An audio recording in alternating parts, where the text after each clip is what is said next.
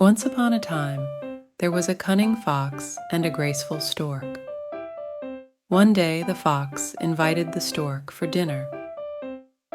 The fox told the stork what a delicious meal he would prepare and how much fun they would have together. The stork was delighted by this invitation and started to wait impatiently for dinner. In the evening, the stork went to the fox's house.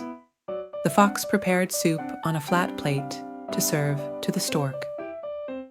The fox made fun of the stork's clumsiness as he devoured the soup. The stork could not get even a drop of the soup with its long beak. No matter how hard he tried, his beak did not fit in the plate, and he spilled the soup. The fox laughed at the stork's clumsiness and said, "You are a stork, and your beak is long. You don't know how to drink soup from this plate." The stork was upset by the fox's sarcasm, but did not show it. He told the fox that he wanted to be a guest for dinner the next night.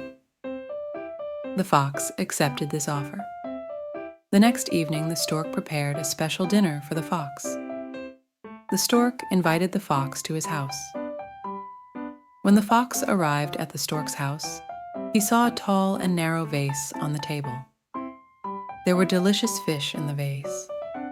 The stork was eating the fish easily with its long beak.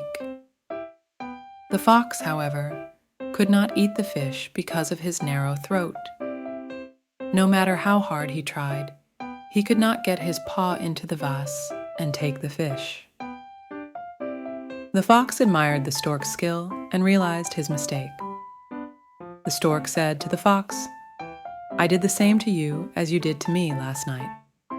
We should not ignore the difficulties and skills of others. Everyone has their own talents and weaknesses." The fox learned from the stork's words and apologized for his mistake. The stork also forgave the fox.